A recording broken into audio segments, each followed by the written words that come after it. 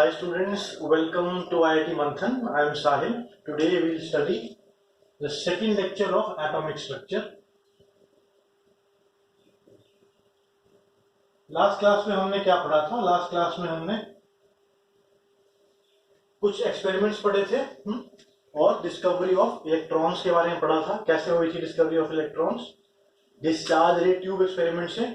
उसमें से क्या निकली थी? Cathode rays. किससे डिस्कवर, उसका क्रेडिट किसको जाता है? जे थॉमसन को. तो एक तो हमने जे थॉमसन से इलेक्ट्रॉन डिस्कवर किया, फिर प्रोटॉन की और कैथोड रेज में क्या चलता है? इलेक्ट्रॉन्स चलते जाते हैं, रेज बनते हैं. फिर सेकंड हमने किया था कैनल रेज या फिर एनोड रेज. उसका क्रेडिट किसको जाता है? गोल्डस्टीन को. और उसमें क्या है? आयंस जाते हैं. ठीक है ना, एक एटम है, इलेक्ट्रॉन निकाल दो तो जो बचा वो ट्रेवल करता है, उसको एनोड रेज कहते हैं. और सिर्फ हाइड्रोजन के केस में एनोड रे is made up of pure proton. सिर्फ हाइड्रोजन के केस में इलेक्ट्रॉन अगर निकाल दे हाइड्रोजन में से, न्यूट्रॉन उसके अंदर होता नहीं है, तो क्या बचेगा? एक प्योर प्रोटॉन बनेगा. तो only in the case of hydrogen anode rays made up of pure proton. और डिस्कवरी हुई थी एनोड रेज की हेल्प से प्रोटॉन की. किसने की थी? गोल्डस्टीन ने. तो बचा क्या है एटम में? न्यूट्रॉन बचा. तो इसकी डिस्कवरी की थी कैडविक ने. कैडविक ने इसकी डिस्कवरी का क्रेडिट जाता है किसकी डिस्कवरी का? न्यूट्रॉन. अब बात आती है कि न्यूट्रॉन की डिस्कवरी के पीछे इंस्पिरेशन क्या थी? इंस्पिरेशन ये थी कि अब तक जो है इलेक्ट्रॉन और प्रोटॉन डिस्कवर हो चुका था, है ना. इलेक्ट्रॉन डिस्कवर हो चुका है और प्रोटॉन डिस्कवर हो चुका है, नेगेटिव पॉजिटिव. अब जो एटम का चार्ज है न्यूट्रल है, तो वो समझ आता है कि हाँ, जितने इलेक्ट्रॉन्स हैं नेगेटिवली चार्ज हैं, जितने प्रोटॉन्स हैं पॉजिटिवली चार्ज है. नेट इनको ऐड करेंगे तो रिजल्ट क्या आएगा? जीरो. तो बात ठीक है, नेट न्यूट्रल तो है एक एटम, लेकिन अगर मास के ऊपर जाए, मास क्या होगा एक एटम का? Mass of electron, mass of an atom is equal to mass किसका? इलेक्ट्रॉन का प्लस प्रोटॉन का प्लस न्यूट्रॉन का. अब ये दो तो डिस्कवर हो चुके हैं, तो जो मास ऑफ एन एटम देखा तो वो बहुत ज्यादा आया इलेक्ट्रॉन प्रोटॉन के मास से. अब जब ये दोनों डिस्कवर हुए, इनका मास चेक किया और मास ऑफ एटम से कंपेयर किया, तो देखा कि ये मास तो एटम का बहुत ज्यादा है. मतलब ये दो पार्टिकल्स के अलावा भी कोई पार्टिकल है, अगर उसका मास ऐड करें, हो सकता है दो पार्टिकल हो, एक पार्टिकल हो सकता है उसका मास ऐड करें तो मास ऑफ एन एटम जो टोटल आ रहा है उसके बराबर आ जाए. तो यहां से इंस्पिरेशन आई थी. उसके बाद फिर जब न्यूट्रॉन डिस्कवर हो गया, उसका मास डिस्कवर हो गया और तीनों को ऐड किया, तो ये बराबर भी आया किसके? मास ऑफ एन एटम से. तब पता लगा कि हाँ, सब ठीक जा रहा है, अब और कोई डिस्कवर करने की जरूरत नहीं है, क्योंकि मास बराबर आ चुके हैं दोनों तरफ. तो कैडविक ने कैसे डिस्कवरी की थी? इंस्पिरेशन क्या थी? मास बराबर नहीं आ रहा था, कुछ और भी चाहिए था जिससे जो मास निकाला है वो उसके बराबर आ जाए. तो फिर उसके बाद क्या एक्सपेरिमेंट किया? इसने बेरिलियम लिया, उसको स्ट्राइक किया अल्फा पार्टिकल से. इसको बोलते हैं अल्फा पार्टिकल. ये बार बार आएगा, हमें याद होना चाहिए अल्फा पार्टिकल क्या होता है. अल्फा पार्टिकल इज हीलियम का न्यूक्लियस. हीलियम क्या होता है? हीलियम भी देख लो.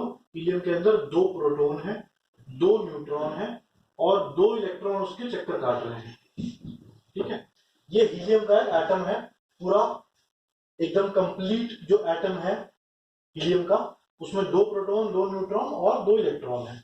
अगर इसमें से दो इलेक्ट्रॉन निकाल दे, -2 इलेक्ट्रॉन्स, तो क्या बचेगा? ये चले गए शेल जो घूम रहे थे आसपास न्यूक्लियस के, वो चले गए.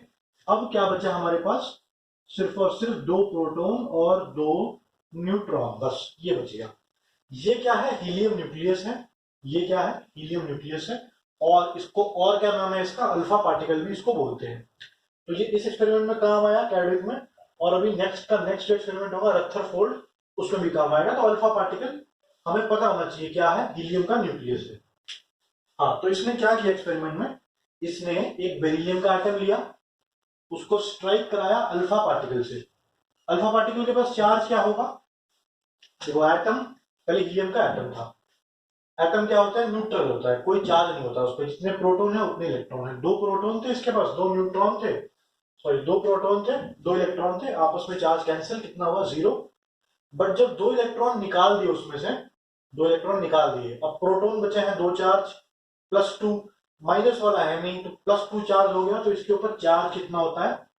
+2 का चार्ज होता है इसके ऊपर।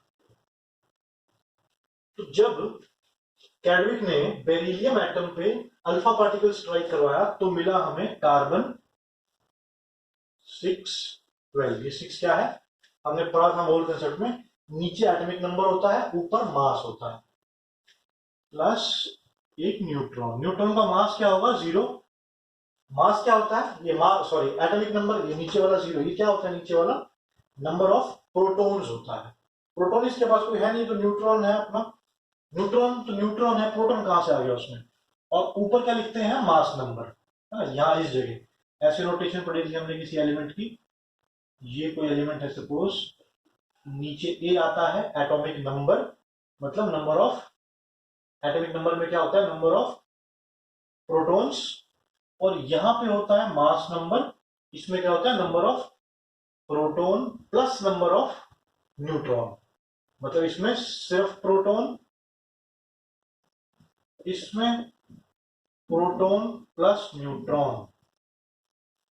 तो अगर हमें न्यूट्रॉन देखने हो, अगर ऐसे किसी कोई सिंबल दिया हो, सपोज कार्बन दिया हुआ है हमें 6 और 12, इसके अंदर प्रोटॉन कितने होंगे? 6, और न्यूट्रॉन कितने होंगे? 12 - 6, क्योंकि ये प्रोटॉन प्लस न्यूट्रॉन है, ये सिर्फ प्रोटॉन है, इसमें से ये गया, कितना हो गया?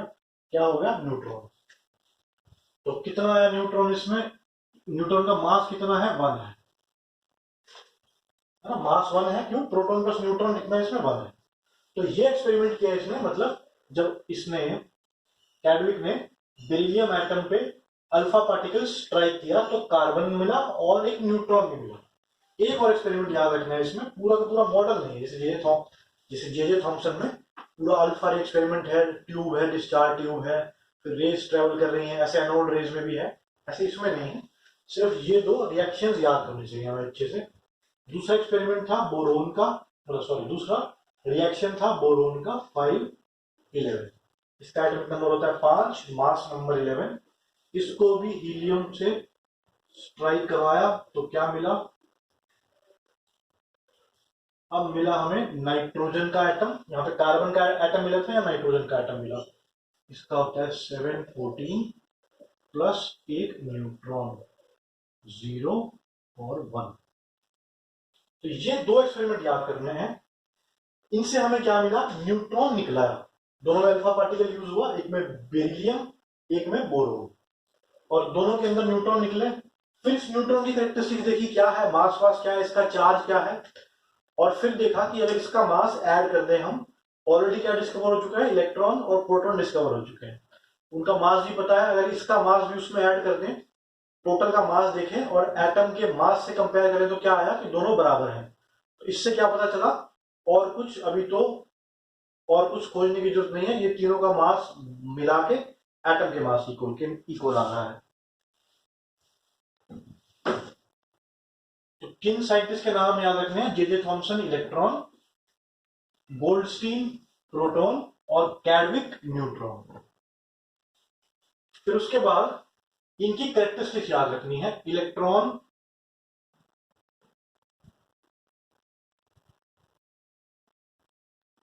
प्रोटॉन और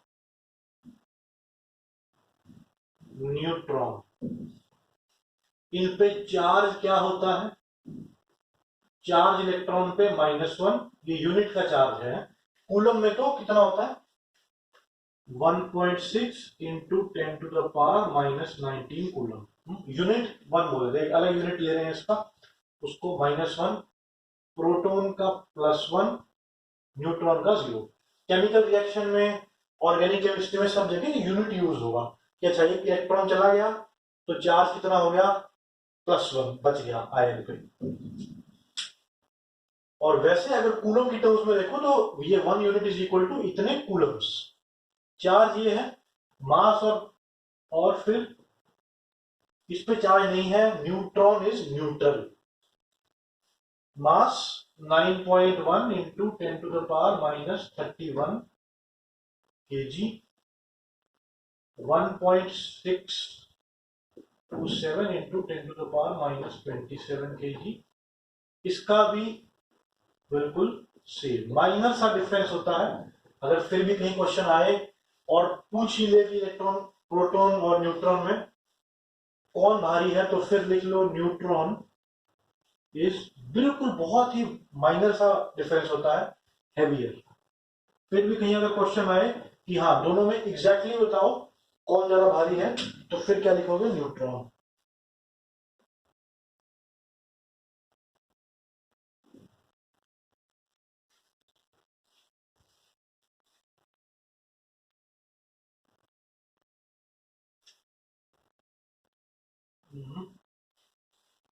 एग्जैक्ट वैल्यूज अगर चाहिए 262 और 493, याद करने की जरूरत नहीं है, मैं सिर्फ और सिर्फ इसलिए लिख रहा हूं ताकि into this तुम डिफरेंस देख सको। थोड़ा सा स्लाइटली, पहले 3 डिजिट सेम है, थोड़ा सा ये इससे भारी है, पर इतना माइनर सा है कि हम इनको बिल्कुल सेम मास का मानते हैं। ये तीनों डिस्कवर हो गए। अब इसके बाद ये किसने डिस्कवर किया था इलेक्ट्रॉन, करेक्ट किसको जाता है, जे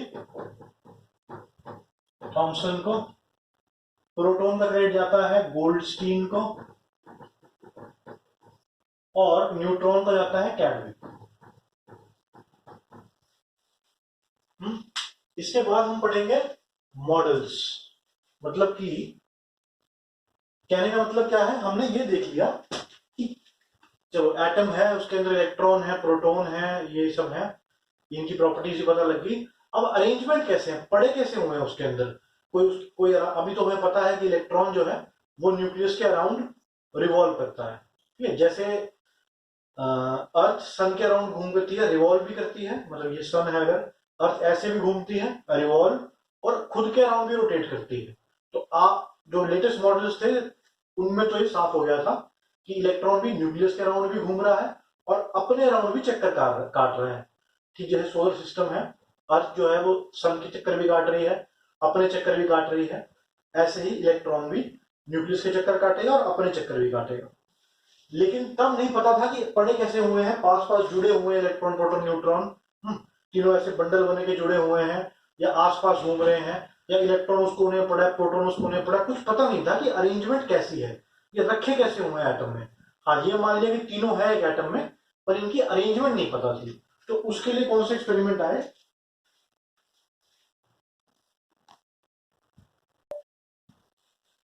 तो एक साइंटिस्ट का नाम फिर से आएगा, विच इज जे थॉमसन। इसका नाम पहले क्या आया था, डिस्कवरी ऑफ इलेक्ट्रॉन में। अब किस लिए आया है, इसने एक मॉडल दिया था जिसको पुडिंग मॉडल भी बोलते हैं। पुडिंग क्या होती है, एक डिश होती है जैसे जैसे खीर होती है हमारे यहाँ, ठीक है, वैसी डिश होती है। तो पुडिंग मॉडल दिया था इसने, और इसका नाम वाटरमेलन मॉडल भी है। वाटरमेलन मॉडल, वाटरमेलन क्या होता है, तरबूज। तो इसने क्या बोला, इसने बोला कि इलेक्ट्रॉन और प्रोटॉन कैसे पड़े हुए हैं, नेगेटिव पॉजिटिव चार्ज है, हमें बताना है कि वो रखे कैसे हुए हैं, है ना, एक एटम के अंदर वो रखे कैसे हुए हैं। तो इसने बोला just an atom is just like a watermelon, बस एक तरबूज के जैसे है। तरबूज में क्या लाल रंग होता है, तरबूज के अंदर जो लाल रंग है, जो रेड कलर है, वो तो यूनिफॉर्मली फैला हुआ है अराउंड। तरबूज खोल के देखो जब काटते हो तो क्या है, यूनिफॉर्मली सब जगह फैला हुआ है। तो वो रेड कलर क्या है, पॉजिटिव चार्ज है, मतलब प्रोटॉन्स हैं। और जो उसके अंदर सीड्स हैं, सीड्स मतलब जो बीज है ब्लैक कलर की, वो इलेक्ट्रॉन्स है। मतलब जो नेगेटिव चार्ज है ये प्रोटॉन्स है।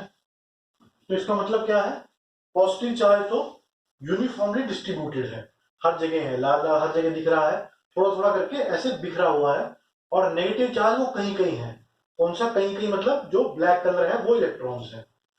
और इसको फिर वाटरमेलन के तरीके से एक्सप्लेन कर सकते हो। वाटरमेलन के अंदर लाल रंग है, यूनिफॉर्मली है, हर जगह ही है, थोड़ा थोड़ा पॉजिटिव चार्ज, और काले रंग की सीड्स जो है वो इलेक्ट्रॉन्स है, नेगेटिव चार्ज।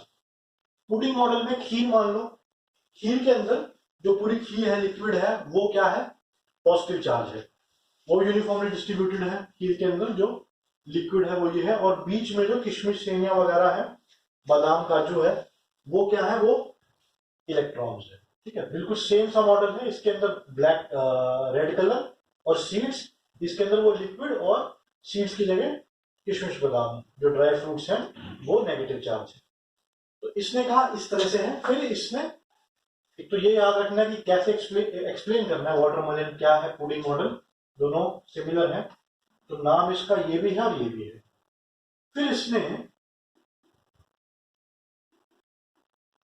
स्टेबिलिटी कैसे एक्सप्लेन की कि एटम एक स्टेबल है, ऐसा तो नहीं बिखर जाता है, अच्छे से पड़ा हुआ एटम एक जगह, तो मतलब स्टेबल है। और उस स्टेबिलिटी की रीजन क्या है, नेगेटिव नेगेटिव पॉजिटिव में क्या होगा, अट्रैक्शन होगी। देखो एक वाटरमेलन है अगर सपोज, या फिर एक जगह इमेजिन करो पॉजिटिव नेगेटिव चार्जेस हैं, तो कौन कौन सी अट्रैक्टिव कौन कौन सी फोर्सेज होंगी उसके अंदर, अट्रैक्टिव फोर्सेज होंगी, एक तो नेगेटिव और पॉजिटिव आपस में अट्रैक्ट करेंगे एक दूसरे को, तो एक तो फोर्स होगी अट्रैक्टिव। अब जो दो पॉजिटिव पॉजिटिव हैं वो रिपेल करेंगे एक दूसरे को, और एक नेगेटिव नेगेटिव है वो भी रिपेल करेंगे, मतलब पॉजिटिव पॉजिटिव चार्ज हैं जो एटम के अंदर, या दो प्रोटॉन्स हैं, वो क्या करेंगे, रिपल्जन। नेगेटिव नेगेटिव है जो वो भी रिपल्जन, और अगर पॉजिटिव नेगेटिव है तो अट्रैक्शन। तो ये फोर्सेस हैं एटम के अंदर। तो इसने कैसे एक्सप्लेन की स्टेबिलिटी, बैलेंस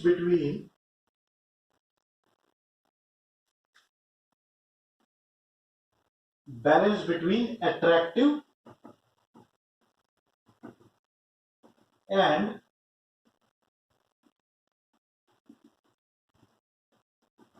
रिपल्सिव फोर्सेस। तो इसने क्या कहा, एक बैलेंस है, मतलब अट्रैक्ट भी हो रहा है, रिपेल भी हो रहा है, सारा मिला के जो अट्रैक्टिव फोर्सेस हैं वो रिपल्सिव के बराबर हैं, इसलिए एटम टिका हुआ है। ठीक है, अगर मान लो इमेजिन करो कि एक सिस्टम है, उसके अंदर बहुत सारी रिपल्सिव फोर्सेस भी हैं, वो बिखेर रही हैं उसको इधर उधर। रिपल्सिव, अगर मान लो ये दोनों चुंबक के ऑपोजिट एंड है, एकदम से दूर जाएंगे तो रिपल्शन क्या होगा, बिखराएगा, अट्रैक्टिव क्या है, समेटेगा उसको। बैलेंस हो जाए तो एक जगह टिके रहेंगे। तो इसने ऐसे एक्सप्लेन की स्टेबिलिटी ऑफ एटम को। How was he able to explain stability of atom, उसने क्या लॉजिक दिया कि अट्रैक्टिव फोर्सेस रिपल्सिव फोर्सेस बराबर हैं, इसलिए बिखरता नहीं है, ना ही आपस में जुड़ जाते हैं, सारे टिके हुए हैं। फिर इसका ड्रॉबैक क्या था, लिमिटेशन, ये स्कैटरिंग एक्सपेरिमेंट्स को नहीं बता पाया। स्कैटरिंग एक्सपेरिमेंट जो किया उसकी एक्सप्लेनेशन नहीं थी इसके पास, ये नहीं थी इसके पास।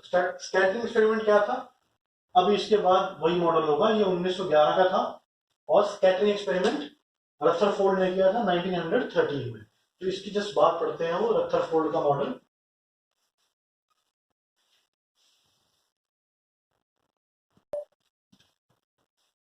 तो ये एक्सपेरिमेंट था रदरफोर्ड का।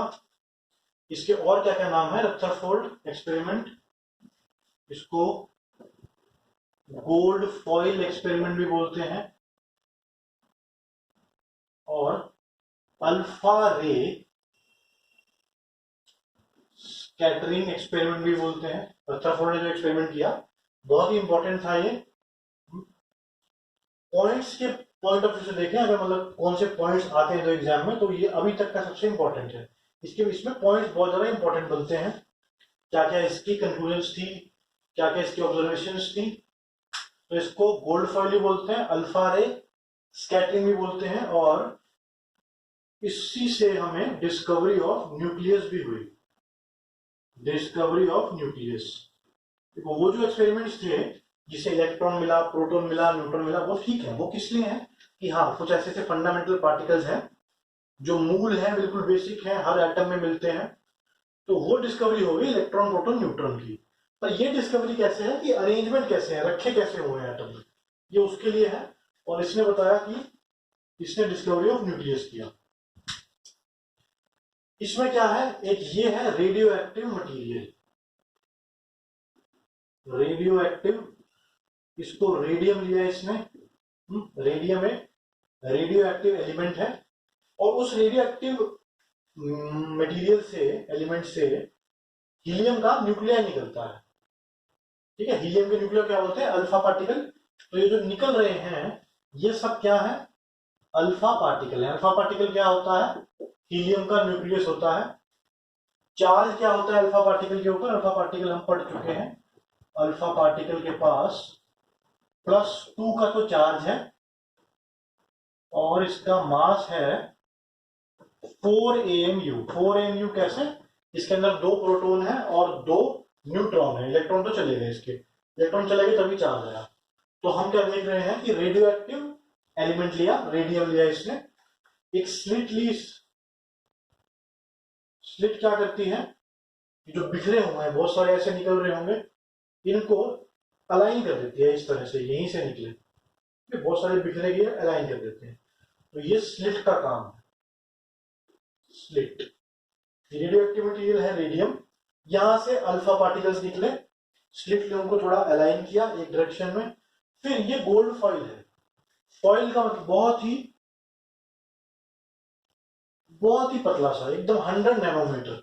1 नैनोमीटर कितना होता है, 1 नैनोमीटर इक्वल टू 10⁻⁹ मीटर्स, इतना छोटा होता है। तो सिर्फ 100 नैनोमीटर मतलब 10⁻, मतलब 0.007 बार लगाओ, इतना ज्यादा पतला, इतना ज्यादा पतला मेटल, ताकि उसके अंदर से अल्फा पार्टिकल जाए। अब याद करो, जो हम प्रॉपर्टीज ऑफ कैथोड रेज पढ़ रहे थे, तो हमने क्या पढ़ा था, they have penetrating power. Penetrating power है मतलब अगर कोई बहुत पतला मेटल हो तो उसके अंदर से पास कर जाए। अभी जाके उसकी वो पढ़ो, प्रॉपर्टीज ऑफ कैथोड रेज, उसमें अब पेनिट्रेटिंग पावर समझ आएगा उसका। तो इनकी पेनिट्रेटिंग पावर भी है, अल्फा रेज की पेनिट्रेटिंग पावर भी है, लेकिन मटेरियल बहुत पतला हो। पतले को क्या बोलते हैं, डक्टाइल हो। तो ऐसा पतला मटेरियल कौन सा हो सकता है, वो जो मेटल हाईली डक्टाइल होते हैं कौन से होते हैं, इस केस में गोल्ड लिया, मगर आप सिल्वर भी हो सकता है यूज, कॉपर भी और प्लैटिनम भी, इनमें से कोई मेटल होना चाहिए।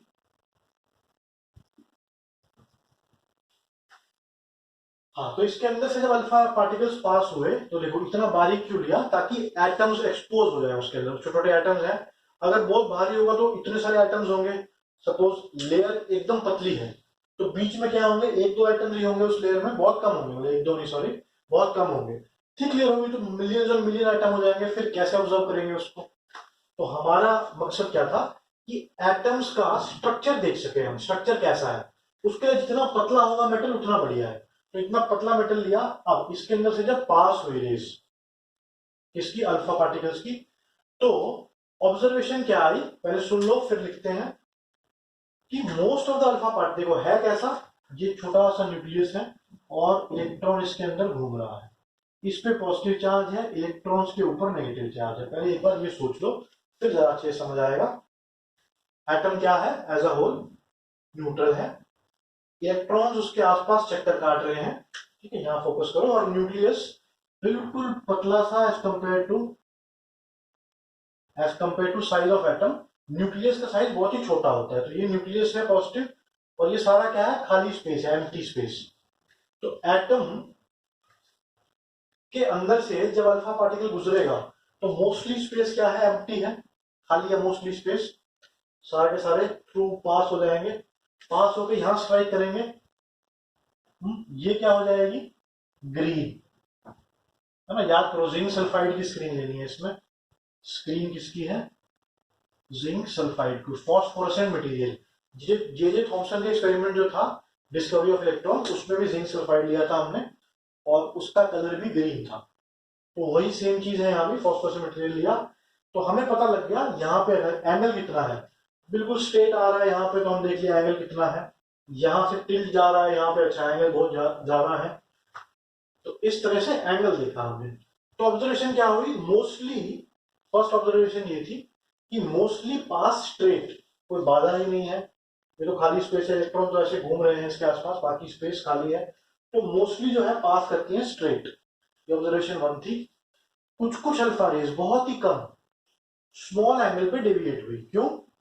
अल्फा के पास क्या है, +2 चार्ज है, ये इंपॉर्टेंट है याद रखना, अल्फा पार्टिकल के ऊपर +2 चार्ज होता है। तो उसने जब स्ट्राइक किया न्यूक्लियस को तो ऐसे टिल्ट हुआ होगा, स्ट्राइक नहीं किया सॉरी, पास से जब जा रहा होगा उसके तो ऐसे डेविएट होगा, डेविएट मतलब रास्ते से हिलेगा अपने, सीधा जा रहा है तो नो डेविएशन, थोड़ा सा हिल रहा है अपनी राह से तो उसको बोलते हैं डेविएशन, भटकना थोड़ा सा। क्यों? इस पे पॉजिटिव चार्ज, न्यूक्लियस के ऊपर पॉजिटिव चार्ज, न्यूक्लियस के अंदर क्या है, प्रोटॉन्स, तो like charges repel each other, तो थोड़ी सी डेविएशन आई। और तीसरी ऑब्जर्वेशन क्या थी कि जिन्होंने इसको स्ट्राइक कर दिया, इसके साथ भिड़ गए जो क्या अल्फा पार्टिकल, जो इसके साथ स्ट्राइक किया वो बैक ही आ जाएंगे लगभग, ऑलमोस्ट मतलब 180 डिग्री का ऑलमोस्ट हिट हो जाएगा। तो ये 3 ऑब्जर्वेशन थी, इनको लिखते हैं अब। ये सब पॉइंट याद रखना, अगर लिखने को आता है एक्सपेरिमेंट तो फिर उसको मार्क करना, इसकी लेंथ, इसकी थिकनेस लिखना।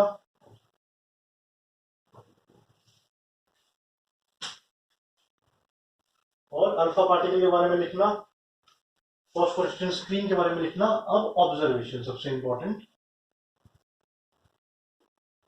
ऑब्जर्वेशंस क्या थी। First, most alpha particles pass straight through the gold foil, मतलब बिना किसी रुकावट के, बिना किसी डायरेक्शन के उधर हुए, सारे के सारे सीधा चले गए, कोई एंगल की कोई डेविएशन नहीं हुई। और कितने हैं ये, 99.9%, मतलब लगभग सभी 99.9% तो सीधा चले गए। सोच रहे हो कितना एम्प्टी स्पेस होगा, न्यूक्लियस कितना कम होगा, इलेक्ट्रॉन कितना दूर होगा, अभी उस पर ही बात करेंगे। एटम और न्यूक्लियस का साइज भी कंपेयर करेंगे अभी। सेकेंड ऑब्जर्वेशन ये थी कि सम या very few will be appropriate,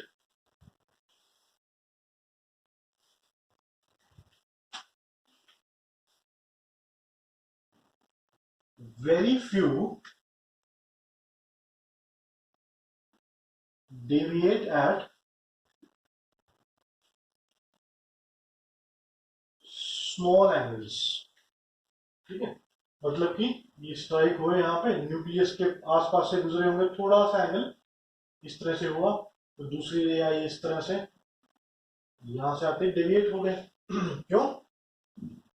positive charge nucleus का और पॉजिटिव चार्ज है अल्फा पार्टिकल का। तो फर्स्ट ऑब्जर्वेशन क्या है, सारे के सारे लगभग जितने थे उतने सीधे सीधे चले गए, थोड़े से जो है स्मॉल एंगल पे, और 1 in 20,000, मतलब देख रहे हो इतने कम, 20,000 में से कोई एक, इतने कम जो है डेविएट एट लार्ज एंगल्स।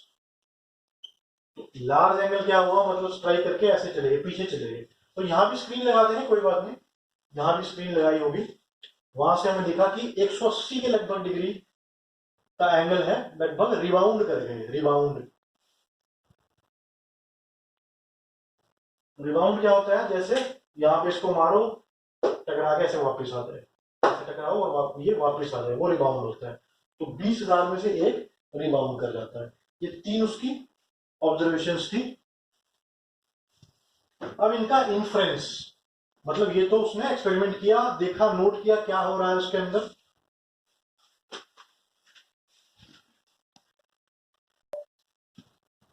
फिर इसकी इन्फ्रेंसेस क्या होती हैं, मतलब ये ऑब्जर्वेशंस थी, एक्सपेरिमेंट कर लिया, जो हो रहा है उसके अंदर, एक्सपेरिमेंट के अंदर जो ऑब्जर्वेशन है, जो दिख रहा है, जो रिजल्ट है, वो यूं का यूं उन्होंने नोट कर लिया। अब उसके बारे में सोचा कि ऐसा क्यों हो रहा है, इसके बारे में थोड़ी सी इंफॉर्मेशन कलेक्ट की हमने कि ठीक है, सारे पार्टिकल्स स्ट्रेट जा रहे हैं, अच्छी बात है, एक्सपेरिमेंट में हमने ऑब्जर्व कर लिया। अब इसका निष्कर्ष क्या निकलता है, हमने क्या सीखा इससे, वो चीजें इन्फ्रेंसेस में आती है। नंबर 1 पॉइंट क्या है, most alpha particles pass straight through the gold foil. मतलब अगर कोई उसको दिक्कत ही नहीं आई, जो अल्फा पार्टिकल्स जा रहे हैं, कोई बाधा ही नहीं है, तो सारा स्पेस क्या है, एम्प्टी है।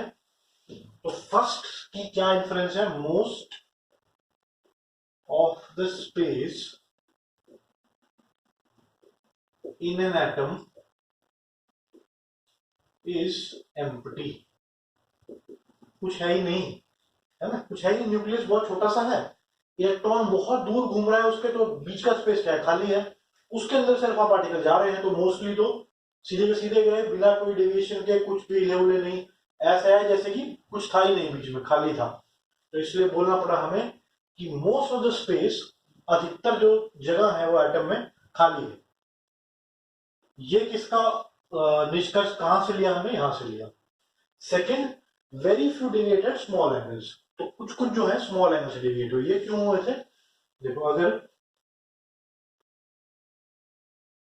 ये इलेक्ट्रॉन है किसी एटम में, तो अगर जो इसके पास आ गए होंगे, न्यूक्लियस का क्या चार्ज है, पॉजिटिव, अल्फा पार्टिकल के पास भी +2 चार्ज है, जो इसके पास से गुजरे होंगे वो थोड़ा डेविएट हो गए होंगे, पॉजिटिव चार्ज डेविएट, है ना।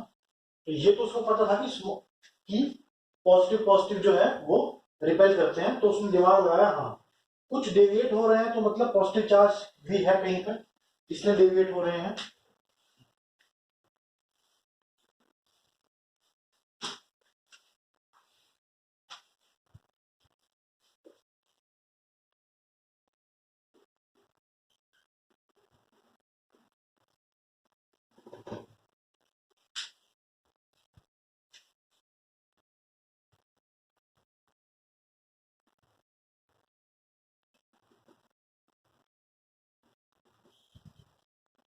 अब ये कहां से आया, ये पॉइंट इससे आया। 1 in 20,000, तो यहां से पता लगा nucleus must be positively charge. फिर ये आया 1 in 20,000, लार्ज एंगल, मतलब centre must be very heavy, है ना, हैवी होगा तभी रिबाउंड करेगा। अब सोचो कोई हल्का सा है, कोई सपोज अखबार रख दे यहाँ पे और उसके ऊपर ऐसे पेन फेंके, तो क्या वापस आएगा, रिबाउंड करेगा, नहीं। कोई टिश्यू पेपर रख दो, नेपकिन रख दो, इसको ऐसे फेंको, तो ये वापस आएगा, नहीं, वो साथ साथ चल जाएगा। कोई हैवी होगा बोर्ड जैसा, इसको फेंकेंगे वापस आएगा। तो हाँ, अल्फा पार्टिकल भी हल्का नहीं है, 4 mu का उसके पास मास है, तो इतनी भारी चीज किसी में मार रहे हैं तो वो भी भारी होगा, तो मतलब हाँ न्यूक्लियस तो हैवी है, सेंटर जो है must be heavy. Since very few particles deviate, hence nucleus occupies very little space। तो ये तीन तो हमने एक्सपेरिमेंट जब किया, जो कुछ हो रहा है यूं का त्यों, रदरफोर्ड ने लिख लिया, फिर उसके बाद कंक्लूजन्स ड्रॉ की उसने।